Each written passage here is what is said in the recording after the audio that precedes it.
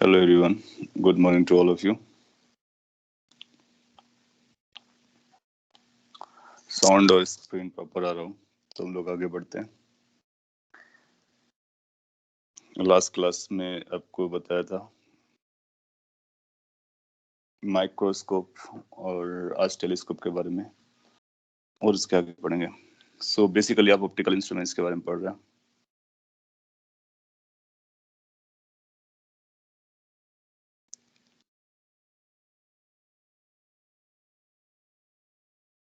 और optical instruments में अपने लिए जो रहेगा वो माइक्रोस्कोप या टेलीस्कोप, इन दोनों में से कोई एक को आपसे पूछा जा सकता है। माइक्रोस्कोप का पर्पस होता है किसी भी स्मॉलर ऑब्जेक्ट को इनलार्ज करके देखने का। तो आपने देखा था अपने पास एक सिंपल माइक्रोस्कोप थी।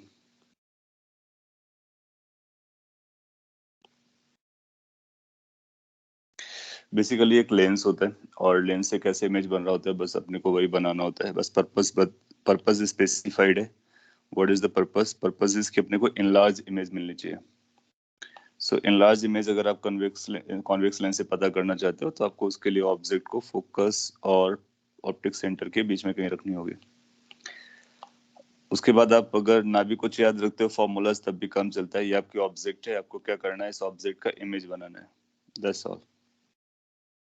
और इसकी फोकल लेंथ आपको दी जाएगी, कहाँ पर रखा गया ये दिया जाएगा, तो फाइनल इमेज कितने हाइट की बनेगी वो अपने को पता करना होता है। मैग्नीफाइंग पावर निकालने के लिए अपने को एक रेफरेंस दिया गया था। सो मैग्नीफाइंग पावर हम लोगों ने निकाला था कि theta divide by theta naught. Theta कैसे मेजर करते हैं? अगर इसी पर आप एक लाइन को ड्रॉ करो जो ऑप्टिक सेंटर से जा रही होती है, तो इस एंगल को हम लोग थीटा मेजर करते हैं।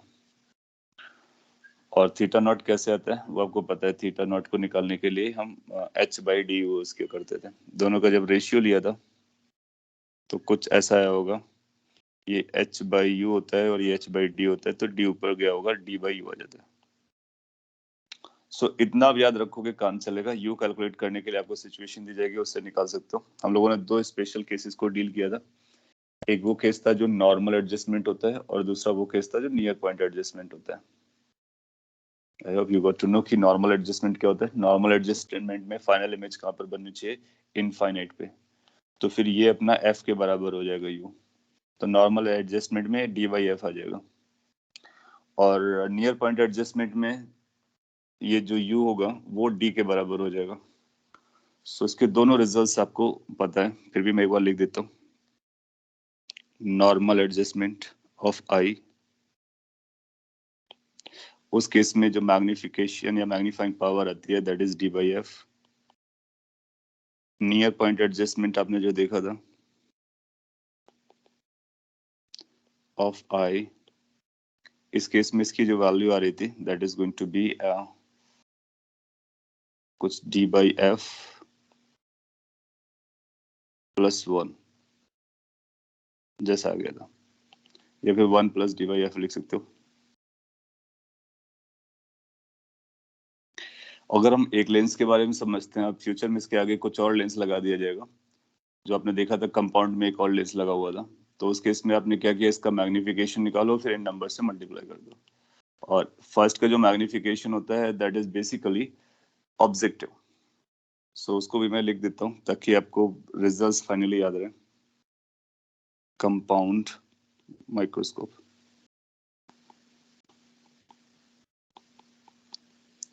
जब आप कंपाउंड माइक्रोस्कोप के बारे में बात करते हो तो आपको ये भी पता होना होता है कि कौन सा लेंस बड़ा रहता है, कौन सा छोटा रहता है। तो जो ऑब्जेक्टिव है वो स्मॉलर होता है, उसकी फोकल लेंथ कम होती है।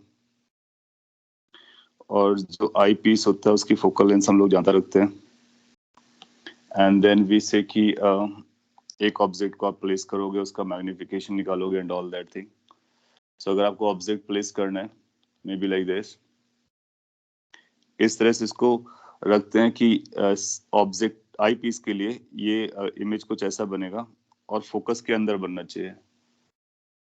सो ये फर्स्ट थी, ये उसकी इमेज है। फिर इसकी फर्दर इमेज मैग्निफिकेशन के लिए आपको क्या करना होगा कि इसको फोकस के अंदर रखना होगा। ये जो डिस्टेंस ऐसा होना चाहिए, फोकस ऑफ आई पीस, इसको हम लोग आई पीस कहते हैं। और ये ऑब्जेक्टिव होता है। कैसे डायरेक्टली याद रख सकते हैं? अगर नॉर्मल एडजस्टमेंट आएगा तो फिर ये फॉर्मूला चलेगा इसके लिए, और नियर पॉइंट के लिए ये फॉर्मूला चलेगा इसके लिए। इसके भी अगर दो केस हमने देखना हो नॉर्मल के लिए, तो आप डायरेक्टली याद रख सकते हो। नॉर्मल एडजस्टमेंट में मैग्निफिकेशन या मैग्नीफाइंग पावर जो आती है, that magnifying power is going to be like V naught upon U naught. That means magnification from the first into magnification of the second, which is D by F. और last class में एक और point आपने learn किया था कि अगर दो लेंसेज होते तो मैग्निफिकेशन मल्टीप्लाई कर जाते, इसलिए मल्टीप्लाई करना है नियर पॉइंट के लिए। So in case you are worrying for near point adjustment, so it's going to be like M is equal to V naught by U naught, that's M1 multiplied by M2, which is 1 plus D by F. So point is कि result याद रखना एक easy stuff है, derivation करना थोड़ा सा ज्यादा calculative था। और क्वेश्चन कैसा आता है, मोस्ट लाइकली इन्हीं पर स्ट्रेट फॉरवर्ड आएगा। जैसे बोले कंपाउंड माइक्रोस्कोप का नियर पॉइंट एडजस्टमेंट बताइए, मैग्नीफाइंग पावर, तो आप इस फॉर्मूले का यूज करोगे। डी अपने को पता रहता है, एफ आपको यूज करना पड़ेगा। ये कौन सा एफ लग रहा होगा आपके पास, दो एफ हैं, तो ये एफ ई लग रहा होगा, आई पीस वाला, क्योंकि हम इसके लिए अप्लाई किए। सो आई पीस की फोकल लेंथ यूज करेंगे जो कि दिया जाएगा। ऑब्जेक्टिव की फोकल लेंथ यूज करके V not by U not निकालना पड़ेगा, यू नॉट आपको दिया जाएगा, अपना आंसर आ जाएगा। ये कंक्लूजन है जो लास्ट क्लास में काफी डिटेल में मैंने आपको बताया था। बस इसी का एक और वर्जन होता है सिमिलर टाइप का, दूसरा ऑप्टिकल इंस्ट्रूमेंट जिसको टेलीस्कोप कहते हैं। उसको भी अगर आप एक समझ जाओगे तो उसके लिए भी ये पॉइंट्स बता सकते हो कि मैग्नीफाइंग पावर उसके लिए कितनी रहती है। यहाँ तक किसी को कंसर्न हो तो आप पूछ सकते हो, कोई कंसर्न ना हो तो हम लोग आगे बढ़ सकते हैं।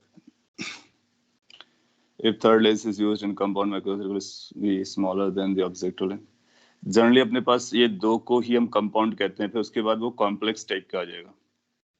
और हाँ, नॉर्मली क्या होता है कि जो हम ऑब्जेक्ट की तरफ रखते हैं वो सबसे छोटा रहता है। और आपने देखा होगा माइक्रोस्कोप जब हम लोग यूज करते हैं ना, तो जो जिसको ऑब्जेक्ट की तरफ पॉइंट आउट करते हैं ना, वो स्मॉलर होता है, जहां से हम देखते हैं वो लार्जर होता है। हालांकि ये ट्यूब के अंदर होता है, तो इसको ट्यूब लेंथ कहते हैं, वो भी हम लोगों ने पढ़ा है। सो यस, जनरली जो ऑब्जेक्ट की तरफ रहेगा वो स्मॉलर रहेगा। टेलीस्कोप में देखेंगे आपको इसका उल्टा होगा। टेलीस्कोप में जो ऑब्जेक्ट की तरफ रहता है वो बड़ा लेंस है, उसकी फोकल लेंथ ज्यादा होती है, और जो आई पीस होता है उसकी फोकल लेंथ कम होती है। सो स्ट्रेट फॉरवर्ड यही पूछेगा आपसे एग्जाम में। अगर एडवांस में एक और लगा के कोई डिफरेंट या कॉम्प्लेक्स माइक्रोस्कोप बनाता है तो उनकी फोकल लेंथ देगा। आपको फर्दर क्या करना है, अगर कोई थर्ड आएगा तो एक और यहाँ पर मैग्निफिकेशन मल्टीप्लाई कर देना है, एक और यहाँ पर मल्टीप्लाई कर देना है। सो 1 का, 2 का, 3 का, 4 का, फाइनली इसका, जितने भी होंगे वो रिलेट कर सकते हैं।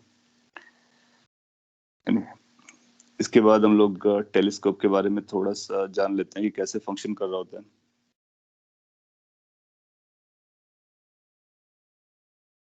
और कैसे हम उसको फॉर्म कर सकते हैं। टेलीस्कोप पर्पस क्या होगा, तो आप बोलोगे एक ऑप्टिकल डिवाइस, अगर इसको डिफाइन करना हो तो it is an optical device, optical instrument, जिसका पर्पस होता है कि जो डिस्टेंट ऑब्जेक्ट को मैग्नीफाई करके दिखाते हैं। तो it is an optical device that is used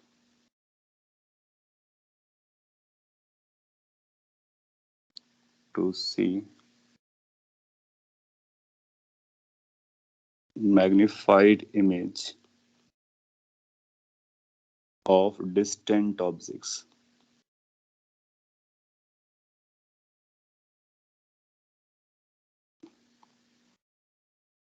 Like star.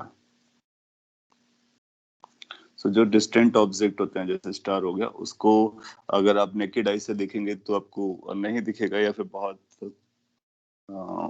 Clearly नहीं रहेगा, स्मॉल दिखेगा। और जब हम इस डिवाइस का सपोर्ट ले लेते हैं टेलीस्कोप का, तो आपको मैग्नीफाइड नजर आता है, डिटेल में नजर आ जाता है। और उसको देखने के लिए, टेलीस्कोप को बनाने के लिए अपने को लेंसेज का कॉम्बिनेशन यूज करना होता है। अलग अलग तरह के कॉम्बिनेशन से अलग अलग तरह के टेलीस्कोप्स बनाए गए हैं। अपने लिए जो इम्पोर्टेंट है वो एस्ट्रोनॉमिकल टेलीस्कोप है, तो हम लोग उसके बारे में लिख लेते हैं, एस्ट्रोनॉमिकल टेलीस्कोप। तो अगर वो एस्ट्रोनॉमिकल टेलीस्कोप बोलेगा तो आप इसी को यूज करेंगे।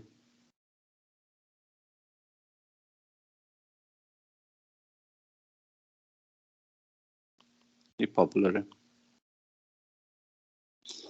सो किस तरह से कंस्ट्रक्शन करते हैं एस्ट्रोनॉमिकल टेलीस्कोप का, उसको समझते हैं। अगेन इसके लिए अपने को दो लेंसेज की जरूरत पड़ रही है। तो एक बड़ा लेंस लेते हैं हम लोग पहले, ये पिक्चर है, और एक छोटा लेंस लेते हैं। दोनों कॉन्वेक्स लेंस है। सेम ऑप्टिकल एक्सिस पे इनको रखते हैं सिमेट्रिकली, और ट्यूब के अंदर इसको फिक्स कर देते हैं, सो दैट हम ट्यूब को देख करके हम देखते हैं कि किस तरह से टेलीस्कोप हो रही है, आई मीन वर्क कर रही है। आपने देखा होगा कि कुछ ऐसा टेलीस्कोप रहता है, यहाँ से आप देख रहे होते हो, ये बड़ा होता है। तो बेसिकली क्या, छोटा लेंस लगा होता है, एक बड़ा लेंस लगा होता है, उसी को यहाँ पे दिखाया जा रहा है। इसको अभी भी आई पीस बोलेंगे कि जहाँ से हम लोग देखने वाले हैं, और ये ऑब्जेक्टिव कहलाएगा। सो नॉमेनक्लेचर वही चलेगा। ऑब्जेक्टिव का फोकल लेंथ एफ होगा और इसका फोकल लेंथ एफ ई होगा। इनके बीच का कितना डिस्टेंस है वो हम लोग चेंज कर सकते हैं और यूज करते हैं। लेट्स से वो एल है, उसको ट्यूब लेंथ बोलेंगे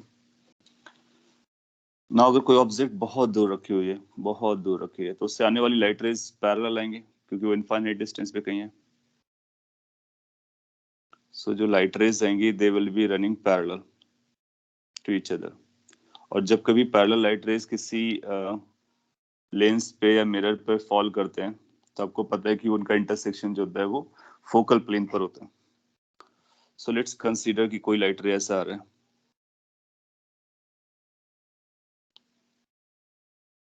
सम सॉर्ट ऑफ दिस। तो जो लाइट रेस के ऑप्टिक सेंटर से जाएगा, आपको पता है कि वो अनडेविएटेड जाता है। सो ये अनडेविएटेड जाएगा, मीनिंग इज दिस कि अगर ये अल्फा एंगल यहाँ पर बना रहा था, तो ये भी एंगल अपना अल्फा बनने वाला है। फिर ये लाइट रे अगर हम थोड़ा सा और भी आगे प्रोड्यूस करते हैं, तो इससे मिलता है, इसको मिलने के बाद फिर से रिफ्रैक्शन करता है या लेंस से मिलता है, तो सेकंड इमेज बन रही होती है। तो पहले हम लोगों को फर्स्ट इमेज बनानी है, फिर सेकंड इमेज के बारे में सोचना है ना। एक लाइट रे से अपने को इमेज नहीं मिलेगी, तो अपने को एक दूसरा लाइट रे लेना पड़ेगा। तो हम लोग एक दूसरा लाइट रे को भी ड्रॉ कर सकते हैं, जो कि पैरेलल आ रही होगी, मे बी लाइक दिस। वो लाइट रे पैरेलल आने के बाद ये बेंड हो जाएगी और मे बी कुछ इस तरह से फॉल करेगी अगर के।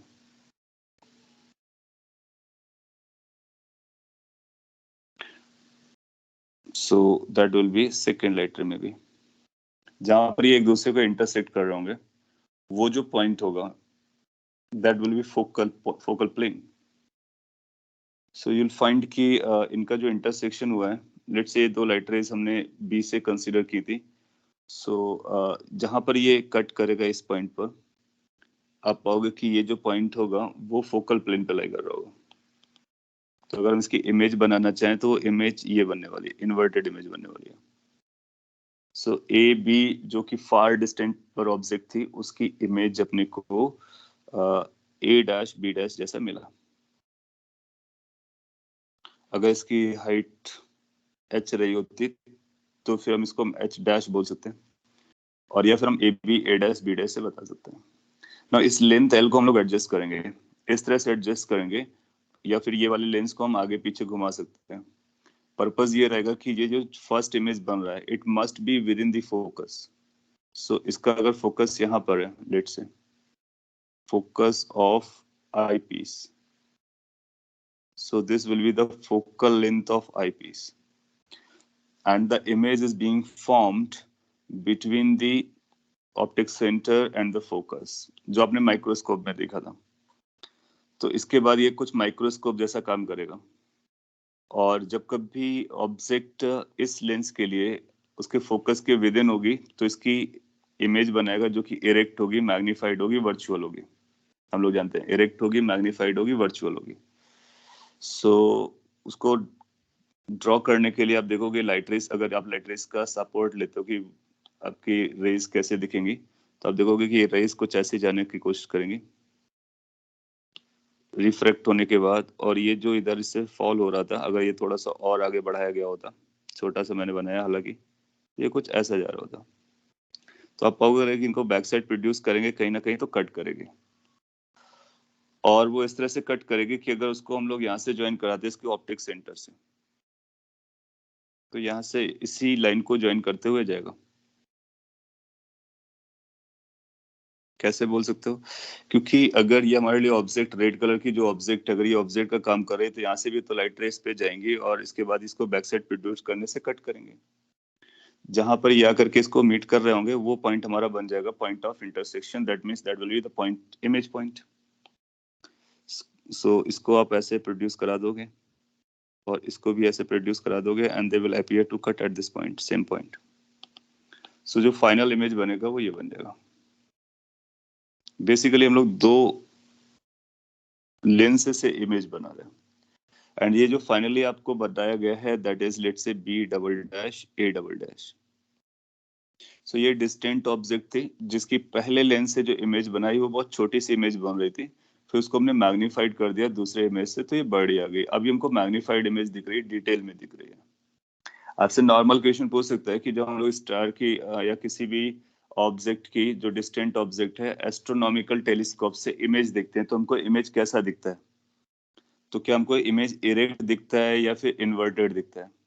तो आप देखोगे कि ये इन्वर्टेड बनता है। सो जो हमारा ऑब्जेक्ट था जिसको हम लोग वॉच कर रहे थे उसका इमेज अपने को इन्वर्टेड दिखेगा। अगर आपने कभी टेलीस्कोप में देखा हो किसी ऑब्जेक्ट को या डिस्टेंट प्लैनेट्स को, स्टार्स को, तो आप देखोगे कि वो इन्वर्टेड मिलता है। और जो फर्स्ट इमेज था उसके रिस्पेक्ट में ये इरेक्टेड होता है, इरेक्ट होता है और मैग्नीफाइड होता है। So this is how telescope works कि किसी भी डिस्टेंट ऑब्जेक्ट को हम लोग यहाँ पर ड्रॉ कर सकते हैं। और अपने को क्या लगाना है इसके लिए? लेंस फॉर्मूला लगाएंगे। ऑब्जेक्ट इनफाइनाइट पर होगी, जब सिंस ऑब्जेक्ट इनफाइनाइट पर होगी तो अगर हम ऑब्जेक्टिव के लिए फॉर्मूला लगाएंगे, लिखते हैं जिससे आपको कॉन्फिडेंस ज्यादा आएगा। तो ये बनता है 1/v objective minus 1/u objective is equal to 1/f objective बनेगा। बट अपने को पता है कि u ऑब्जेक्टिव किधर है? इनफाइनाइट पर है। जैसे आपने u ऑब्जेक्टिव इनफाइनाइट पे रखा तो आपको ये पता चलेगा कि जो v ऑब्जेक्टिव है वो f ऑब्जेक्टिव के बराबर हो गया। इसका मतलब फोकल प्लेन पर हो रहा है। तो ये जो बन रहा है वो फोकल प्लेन पे बन रहा है, पहला इमेज। सो अगर आप इस डिस्टेंस को मेजर करना चाहोगे तो ये डिस्टेंस फोकल हमेशा वही रहेगी। कितनी? यहाँ से लेकर के ये जो पहला इमेज बना था आपका, that will B FO। So first image is formed at focal length और फोकल प्लेन। और ये जो फर्स्ट इमेज था इसको हमने सेकेंड के फोकस के अंदर रखा है, तो ये दोनों फोकस एक दूसरे को ओवरलैप कर रहे हैं। तो जो L की वैल्यू होगी वो FO और FE के सम से छोटी रहने वाली है। एक ऐसा केस आएगा जो वो सम के बराबर भी हो सकती है। सो अगेन फिर से अपने को ये देखना होगा कि जो फाइनली आप ऑब्जेक्ट देख रहे हो उसको कहाँ पर देखना चाहते हो? नॉर्मल एडजस्टमेंट में देखना चाहते हो या फिर आप उसको नियर पॉइंट पे देखना चाहते हो? सपोज कर लीजिए नॉर्मल एडजस्टमेंट पे देखना चाहते हो, तो जब आप नॉर्मल एडजस्टमेंट करोगे तो आपको ये जो इमेज दिखेगी आई को, ये इमेज इनफाइनाइट पे बननी चाहिए। अगर a dash b dash infinite पे बनेगा तो वो तभी बनेगा जब a double dash b double dash infinite पे तभी बनेगा जब ये जो डैश वाला फिगर होगा वो इसके फोकल पे लाई करेगा। इसका मतलब है ये FE इसके बराबर हो जाएगा। सो लिख सकते हैं normal adjustment. So normal adjustment, in case of normal adjustment you will find कि जो फाइनल इमेज आनी चाहिए that means V eyepiece का इनफाइनाइट जाना चाहिए। अगर वी आई पीस का इनफाइनाइट जाता है इसका मतलब है U eyepiece must be equal to F eyepiece. बस एक नेगेटिव होगा इस फॉर्मूले में, अगर वी को इनफाइनाइट करोगे तो यू की वैल्यू इतनी आ जाएगी। तो अगर हम प्रॉपर्ली लिखना चाहें तो ऐसा लिख सकते हैं इसकी वैल्यू माइनस एफ ई के बराबर होनी चाहिए और इसका मतलब है मॉड ऑफ यू ई इसके बराबर आ जाएगा। सो यहाँ से अपने को क्या पता चल जाएगा? क्या अपने को ये पता चल जाएगा कि L की वैल्यू कितनी होगी? अगर अपने को L को रिलेट करना है तो हम बता सकते हैं L की वैल्यू अब जब कभी भी देखोगे तो उसकी वैल्यू आएगी F0 plus mod of U ई। क्यों? क्योंकि F0 तो ये बनेगा ही बनेगा और बचा हुआ यू ई के बराबर होगा। इस केस में यू ई की वैल्यू एफ ई के बराबर आ गया, सो आपको L की वैल्यू पता चल जाएगी F0 प्लस एफ ई। एक बार बहुत सिंपल क्वेश्चन एग्जाम में उसने दिया, उसने बोला कि ऑब्जेक्टिव का फोकल लेंथ ये है, आई पीस का फोकल लेंथ ये है और एस्ट्रोनॉमिकल टेलीस्कोप आप नॉर्मल एडजस्टमेंट में यूज कर रहे हो, तो बताइए ट्यूब लेंथ कितनी होगी? तो हम लोग ट्यूब लेंथ को पता कर लेंगे। It's going to be the sum of the two focal lengths. इसका मैग्नीफाइंग पावर भी कैलकुलेट करना होता है, उसको भी कैलकुलेट करेंगे maybe in the next page. तो पहले आप अपना कॉपी कर लो।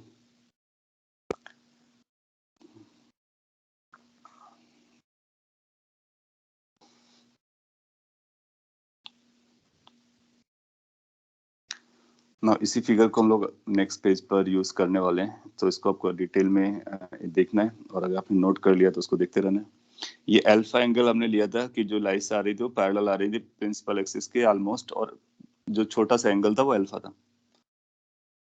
नाउ अगर ये जो सेकेंड वाला लेंस है, इस पर जो लाइट रेज को यूज किया गया है, उसके इस एंगल को अगर हम बीटा पकड़ते हैं, बीटा एंगल,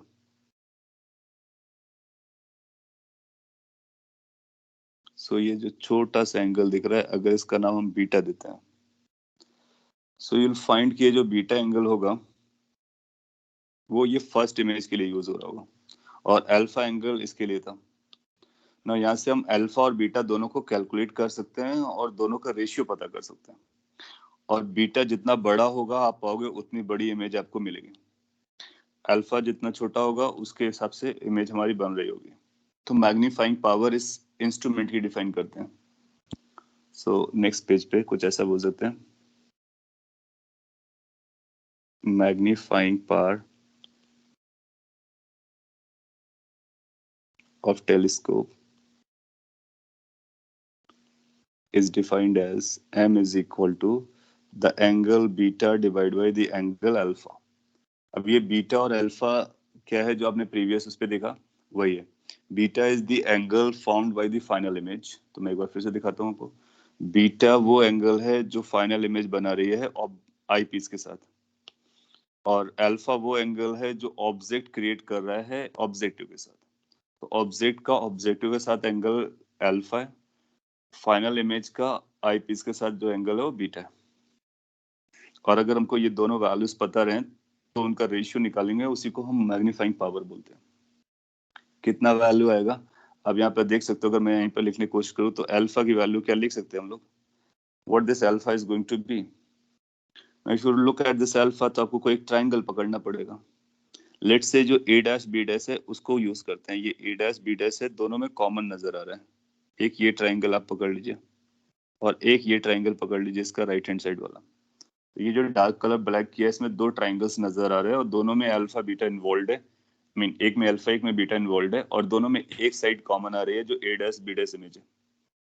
इसी को अगर हम लोग यूज करें तो अल्फा को हम लोग लिख सकते हैं a dash B dash divided by base which is f nought. Now 10 alpha और अल्फा को अप्रोक्सीमेटली बराबर बोला गया पार्शियल अप्रोक्सीमेशन के हिसाब से। बीटा की वैल्यू अप्रोक्सीमेटली अपने को कितना मिल जाएगा, कैन वी से बीटा की वैल्यू जो आएगी वो भी आएगी a dash B dash divided by ये जो ऑब्जेक्ट थी वो आई पीस से कितना दूरी पर था, that means it's going to be mod of U of I piece.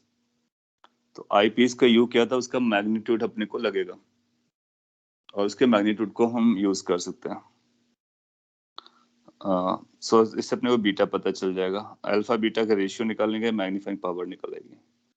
आप चाहो तो मॉड ना लगाओ और साइन को आप ख्याल रख सकते हो, और मॉड लगाना चाहो तो मॉड भी लगा सकते हो। सो अगर ये वैल्यूज आ रही हैं तो यहाँ से अगर हम बीटा अपॉन अल्फा कैलकुलेट करेंगे, बीटा अपॉन अल्फा, तो बीटा अपॉन अल्फा जब इस पर इसको डिवाइड करोगे तो ये F not by U E के बराबर बन जाएगा, F not upon you E के बराबर बन जाएगा। So we can place this value. अब लोगों ने पता कर लिया कि जो बीटा की वैल्यू थी that was a dash B dash upon you e, a dash B dash divide by object की distance from the eyepiece, and alpha was a dash b dash divided by focal length of objective. So magnifying power is going to be the ratio of these two. So it's going to be like f naught divided by ue. अब आपका ue कितना होगा वो इस बात पे depend करेगा कि आपने इसको कैसे कहाँ पे रखा हुआ है, और उसके बेसिस पर हम इसके बारे में बात कर सकते हैं मैग्नीफाइंग पावर कितने जा रहे हैं। प्रीवियस स्लाइड में आपने देखा कि ue की वैल्यू fe के बराबर आती है मैग्नीट्यूड में, और वो साइन है। तो आप पाओगे कि अगर हमको नॉर्मल एडजस्टमेंट के लिए निकालना होगा तो एक फॉर्मूला रेडली अवेलेबल हो जाएगा। नॉर्मल एडजस्टमेंट के लिए आपको एल की वैल्यू पता चल गई, तो एक ये फॉर्मूला हो गया, इसको मैं ब्रैकेट पे लिख देता हूँ ताकि आप उसको याद रख सकें। सो एक तो ये फॉर्मूला अपने लिए होगा नॉर्मल एडजस्टमेंट के लिए। अब मैग्नीफाइंग पावर का एक फॉर्मूला इधर बना देते हैं नेक्स्ट स्लाइड पे। सो ये सभी के लिए ट्रू होगा, चाहे वो नॉर्मल एडजस्टमेंट हो या फिर नियर पॉइंट एडजस्टमेंट हो। नॉर्मल एडजस्टमेंट के केस में आपको पता था यू ई की value minus F not I हुई थी, एफ ई आई हुई थी। सो इसका अगर मॉड कैलकुलेट करोगे तो मॉड की वैल्यू जो आएगी, इसका मॉड लगाना पड़ेगा जो कि एफ ई के बराबर हो जाएगी। So how much the magnifying power goes, F not divide by F E.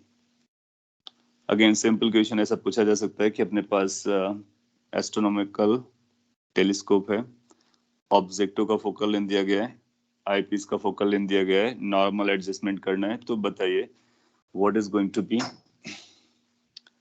Magnifying power. तो मैग्नीफाइंग पावर बता सकते हैं नॉर्मल एडजस्टमेंट पॉइंट के लिए, कॉपी कर लीजिए। और इसके बाद एक और है जो नियर एडजस्टमेंट पॉइंट है और नियर पॉइंट एडजस्टमेंट है, उसके बारे में भी बात कर लेंगे, दोनों अपने डन हो जाएंगे।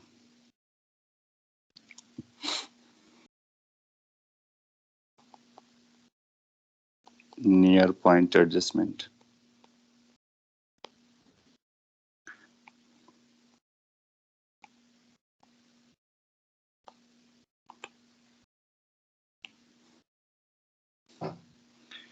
आई कैन एग्री कि बहुत सारे टर्म्स आ रहे हैं तो थोड़ा सा आपको ज्यादा फील कर रहा होगा, बट अगर आप उनको फोकस करोगे तो वो समझे जा सकते हैं। It's not all together out of world. अभी एग्जांपल ले लेंगे तो आपको और भी क्लियर लगेगा कैसे यूज करना है। सो मैं एक बार फिर से समराइज कर देता हूँ। टेलीस्कोप डिस्टेंट ऑब्जेक्ट की इनलार्ज इमेज बनाने के लिए हेल्प होता है, यूज किया जाता है। एस्ट्रोनॉमिकल टेलीस्कोप में हम दो कॉन्वेक्स लेंस को यूज करते हैं। ऑब्जेक्टिव लेंस का फोकल लेंथ ज्यादा रहता है, बड़ा रहता है, आईपीस हमारा छोटा रहता है। डिस्टेंट ऑब्जेक्ट से आने वाली डिस्टेंस ऑब्जेक्ट से आने वाली जो रेज होती है वो पैरेलल आती है, और किसी भी लेंस पर अगर पैरेलल लाइट रेज आती है तो हमेशा फोकस पर या फिर फोकल प्लेन पर फॉल करते हैं, तो ये इसका फोकल प्लेन होगा। दैट मींस यहाँ से डिस्टेंस एफ हो रही होगी, इमेज अपनी यहीं पर बनने वाली इसी वाले प्लेन पर। इसके बाद आप देखोगे कि इमेज बनाने के लिए दो लाइट रेज का इंटरसेक्शन देख लेंगे तो अपने को पता चल जाएगा कहाँ पर बन रहा है। फिर आई पीस को हम लोग एडजस्ट करते हैं। आपने देखा होगा कभी टेलीस्कोप यूज करेंगे तो जो उसका रॉड होता है ना, ट्यूब होती है ना, उस ट्यूब की लेंथ को हम कम ज्यादा करते हैं, एडजस्ट करते हैं। तो वो एडजस्ट बेसिकली इसलिए किया जाता है कि जो आई पीस है ना, उसको हम इस तरह से रखेंगे सो दैट कि ये जो फर्स्ट इमेज बन रहा है वो फर्स्ट इमेज फोकल और ऑप्टिकल सेंटर के बीच में बनना चाहिए। और जैसे आप अगर कभी यूज करोगे टेलीस्कोप या किया होगा तो आप एक्सपीरियंस करोगे कि जैसे ही ये जो फर्स्ट इमेज है इसके बीच में फॉल करना स्टार्ट होती है तो ये इमेज आपको क्लियरली दिखने लगती है। आपको ये जो फर्स्ट इमेज है ये नहीं दिखती है, आपको ये फाइनल इमेज दिखती है वो क्लियरली। तो जब ये क्लियरली विजन में आती है इसका मतलब है हम इसको बीच में ला चुके हैं, और जितना इनलार्ज हो रहा होगा उसके बेसिस पता चलता है कि हम उसको बीच में ला चुके हैं। उसके लिए अपने को क्या करना होता है, एक रे डायग्राम बनाएंगे और इससे आई पीस के साथ कितना एंगल बना रहा है, दोनों को ज्वाइन करने वाली लाइन, वो बीटा पकड़ लेंगे। यहाँ पर अल्फा होगा, अल्फा और बीटा को यूज करेंगे। फ्यूचर में सपोज के लिए कोई और भी कॉम्प्लेक्स टेलीस्कोप बनानी हो तो आप यहाँ पर भी लेंस लगा सकते हो, कई सारे लेंस लगा सकते हो। वन बाय वन सबसे इमेज बनाते रहेंगे, और जो फाइनली आई पीस बनेगा आई की तरफ होगा, उसकी लाइट रे कितना एंगल बनाएगी ऑप्टिक सेंटर से, उसको बीटा पकड़ेंगे, और ऑब्जेक्ट का कितना एंगल बनाएगा उसको अल्फा पकड़ेंगे। बीच में आप कितनी बार भी इसको मैग्नीफाई कर सकते हो। और आप जानते हो मैग्निफिकेशन जब करते हैं तो M1 M2 M3 आपस में मल्टीप्लाई होते चले जाते हैं। फिर उसके बाद में हम बता सकते हैं। यहाँ पर नॉर्मल एडजस्टमेंट के लिए पर्टिकुलर एस्ट्रोनॉमिकल टेलीस्कोप के लिए देखा कि L की वैल्यू अपना इस फॉर्मूले से गवर्न होती है, which is L is equal to F not plus FE। और नॉर्मल एडजस्टमेंट में आपने ये भी देखा कि उसका जो फोकल जो मैग्नीफाइंग पावर आ रहा है वो आ रहा है, तो यहाँ पर हम उसको भी लिख देते हैं। जो ट्यूब लेंथ है वो F नॉट प्लस FE है। ये दोनों फॉर्मूलाज बहुत इंपॉर्टेंट है और बहुत सिंपल है अल्टीमेटली कैलकुलेशन के पॉइंट ऑफ व्यू से। बस अपने को याद रखना कि ये कब अप्लाई करना है। नियर पॉइंट एडजस्टमेंट में आते हैं। नियर पॉइंट एडजस्टमेंट में आपको इसको ऐसे एडजस्ट करना है कि जो आपकी इमेज बन रही है, ये जो फाइनली आप देखने वाले हो, वो आपको डी डिस्टेंस पे नजर है, तो ये डिस्टेंस अपना डी हो जाए। तो जो वी ई इनफाइनाइट पकड़ा था, अब उसको इनफाइनाइट न पकड़ कर हम लोग डी पकड़ने वाले हैं, और बैक साइड रहेगा तो माइनस डी जैसा ही लिखेगा अपने को। और उसके बाद अपने को कैलकुलेट करना होगा कि यू ई कितना आ रहा है, क्योंकि अपना पर्पस होता है यू ई निकालना, और एक बार यू ई निकलता है तो मैग्नीफाइंग पावर पता चल जाती है। सो हम बोलेंगे कि जो अपने को वी ई की जरूरत पड़ रही है आई पीस का, it must be equal to minus T. Why minus? Because back side. और एफ अपने को पता है, इससे यू ई निकालना पड़ेगा अपने को, तो ये बनेगा 1 upon minus T minus 1 upon this is going to be U E is equal to 1 upon Fe. From here we can find out UE value. तो 1 upon UE ये माइनस है, आप चाहो तो इसके साथ माइनस भी लगा सकते थे, तो उसका वैल्यू निकल के आ जाता। अभी हम साइन के साथ ले रहे हैं उसको। इज इक्वल टू, ये सेट जाएगा तो ये बनेगा 1 upon Fe plus 1 upon D. जब आप इसको सिंप्लीफाई करोगे तो ये बनेगा D plus Fe divide by Fe into D, जैसा कि उस केस में बना हुआ था। और अपने को Fe अपॉन UE का मैग्नीट्यूड चाहिए होता, मॉड चाहिए होता। तो यहाँ से हम लोग ऐसा बोल सकते हैं कि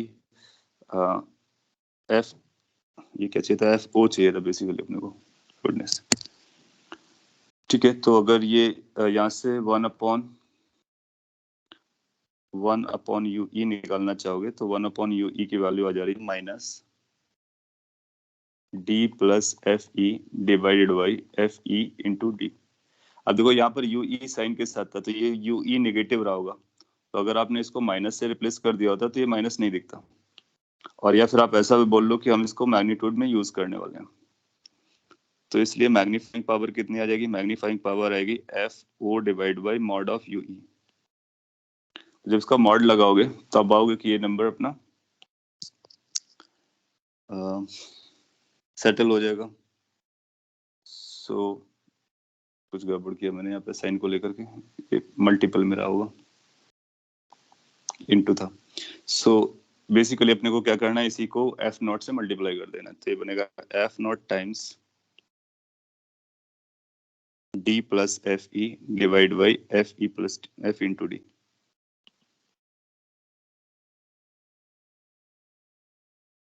इसको लिखने के लिए ऐसा रिजेंबल कराने के लिए इस तरह से दिखा देते हैं, F not upon F E with in the bracket, D से जब डिवाइड करोगे तो 1 plus F E by D बन जाएगा, जैसा कि आपने माइक्रोस्कोप में देखा था। तो जो मैग्नीफाइंग पावर होती है वो ये बन जाती है। नॉर्मल एडजस्टमेंट में एफ नॉट अपॉन एफ ई रहता है, और नियर पॉइंट केस में 1 plus F E upon D multiply कर देता है। सो ये उसका होगा मैग्नीफाइंग पावर। अगर आप लेंथ के बारे में बात करना चाह रहे हो, ट्यूब लेंथ कितना हो जाएगा, तो ट्यूब लेंथ की वैल्यू आपको पता है कि इसकी value F not plus mod of U ई होता है, और मॉड ऑफ यू ई आप यहाँ से निकाल सकते हो। तो इसकी जो वैल्यू आने वाली है that is going to be F not plus is going to be like F E D divide by F E plus D.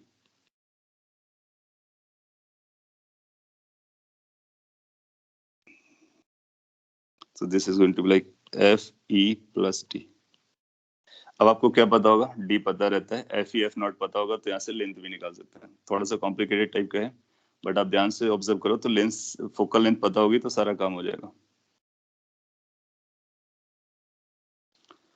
So this is how we can find out the tube length as well as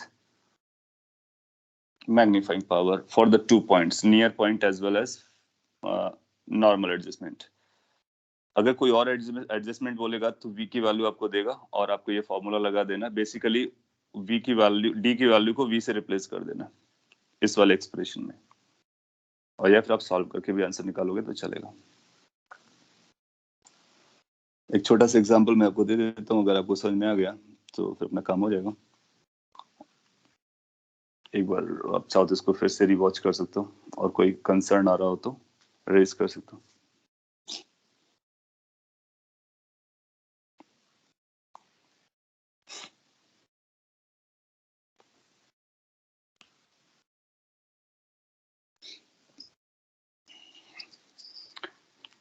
काफी slow बताया है तो आपको समझ में आना चाहिए, उसमें कोई कंसर्न के कम चांसेस हैं। Let's take an example, let's say इसकी स्ट्रेट फॉरवर्ड ही दे देता हूँ। लेट्स से इसकी N astronomical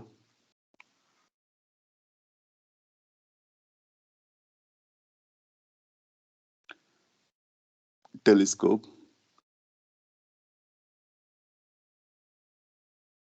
uses objective of focal length 30 centimeter and eyepiece of focal length 20 centimeter. Find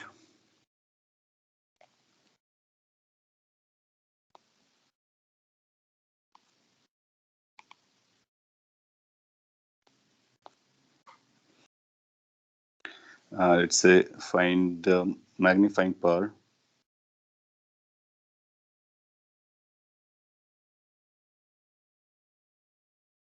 for near point adjustment.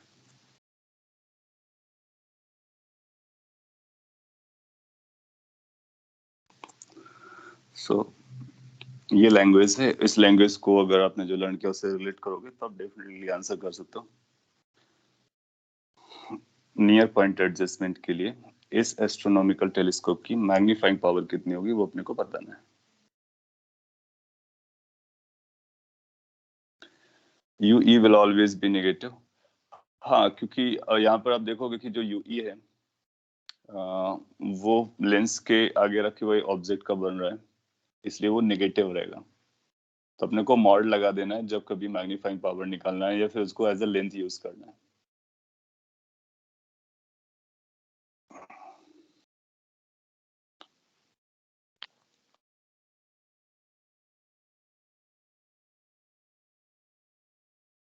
To 2.7 एक answer आ रहा है।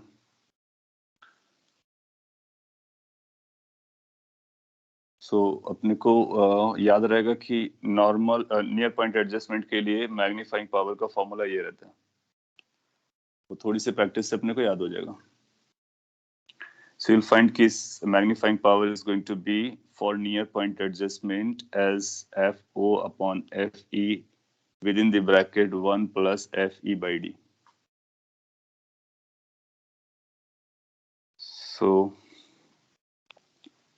आप लिखोगे since for near point adjustment of I, magnifying power for this astronomical telescope is given as FO upon FE within bracket 1 plus FE upon D.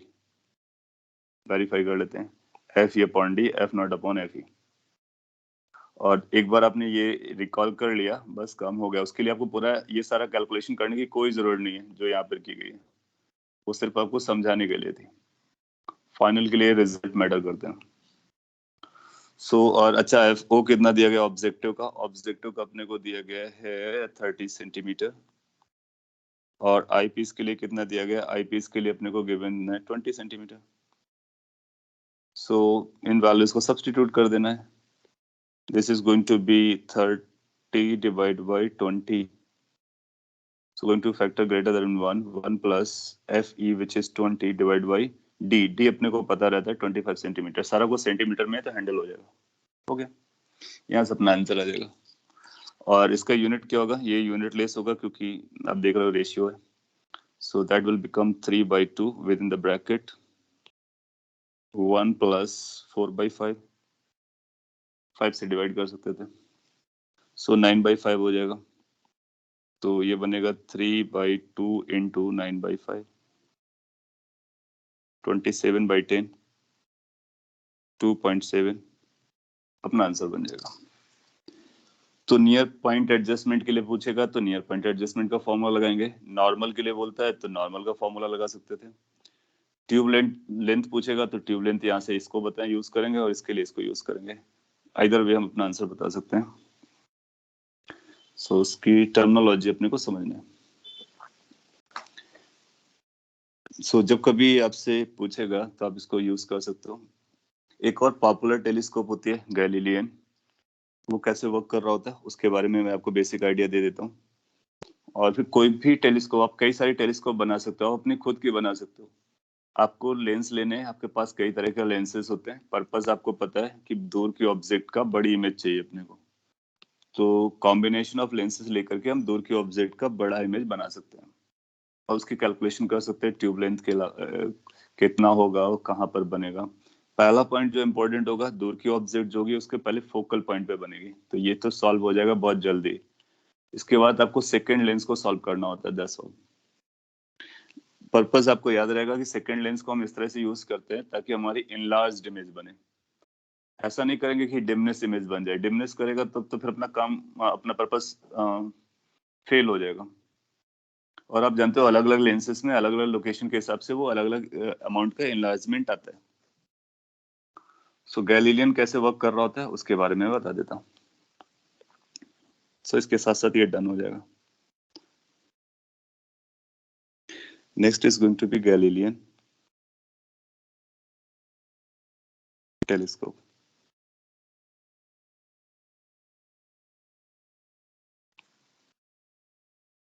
At least बताने से सबको याद रहेगा कि उसका अरेंजमेंट कैसा होता है। सो इसको कंस्ट्रक्ट करने के लिए अगेन आप दो लेंस को यूज करते हो, लेकिन जो दूसरा वाला लेंस है अब वो कॉन्वेक्स ना यूज करके आप कॉनकेव यूज करते हो, तो कॉनकेव लेंस को भी हम लोग यूज कर सकते हैं। सो फर्स्ट लेंस आपका कुछ ऐसा रहेगा, ये आपका ऑब्जेक्टिव होगा, ऑब्जेक्ट की तरफ रहेगा। इसके लिए अपना ऑप्टिकल एक्सिस या प्रिंसिपल एक्सिस आप इस तरह से समझ सकते हो। इसी एक्सिस पर अपने को एक सेकेंड लेंस भी बनाना होता है और वो कुछ ऐसा रहेगा।